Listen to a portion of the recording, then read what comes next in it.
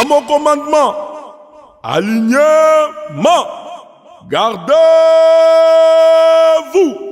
Au centre, portez armes.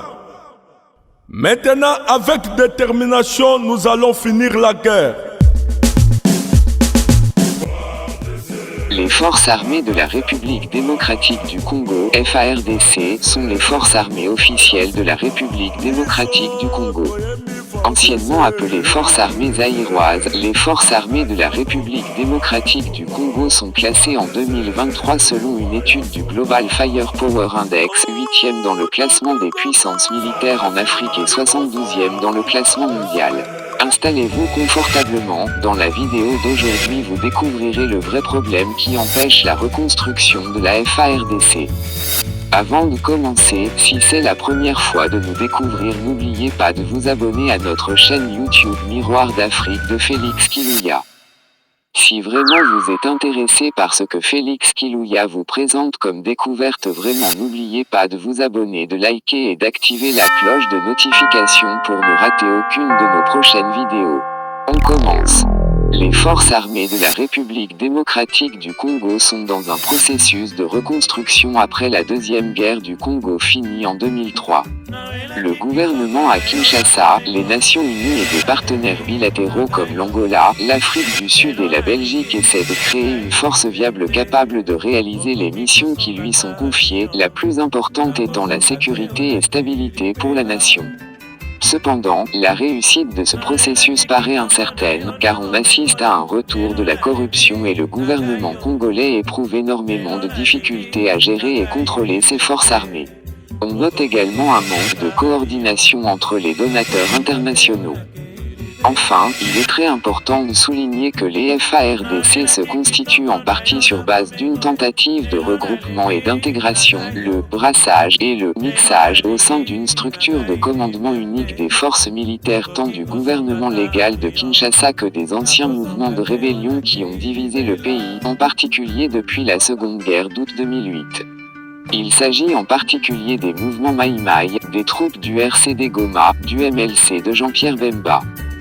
De vieux antagonismes existent entre ces forces qui sont néanmoins censées opérer en harmonie au sein de l'armée et les tentatives récentes d'intégrer des éléments militaires sous l'obédience du général Laurent Nkunda au Nord Kivu ont montré la difficulté et les limites de cette stratégie. Les conflits internes dans l'armée sont de plus en plus fréquents. L'on démontre entre autres qu'il semblerait que les problèmes de corruption soient liés au mixage insurgé force gouvernementale. Mais le problème le plus important ne se trouve pas là.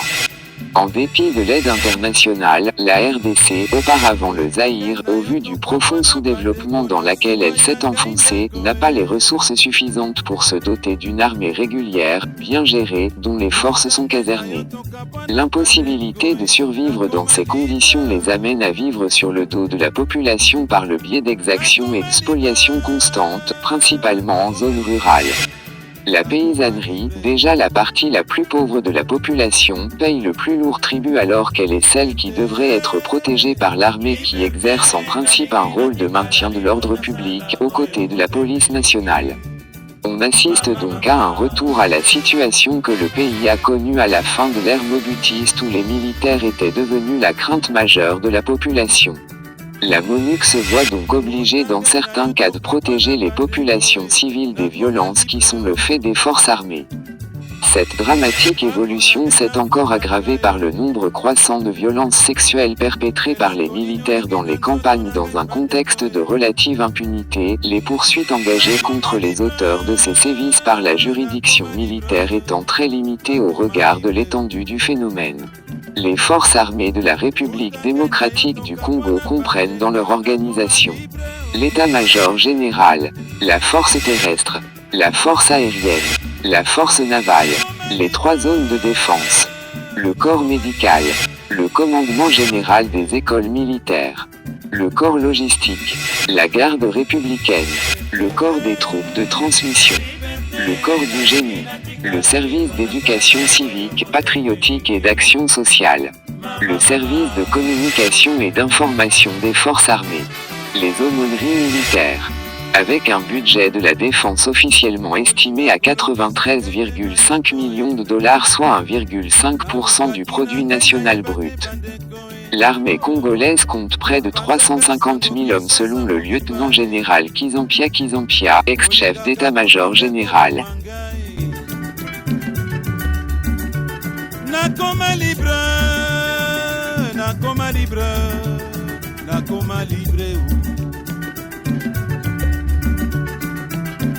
Liberté, liberté, nalingi natikala libre nasala boyo mote melingi. Mama, mama.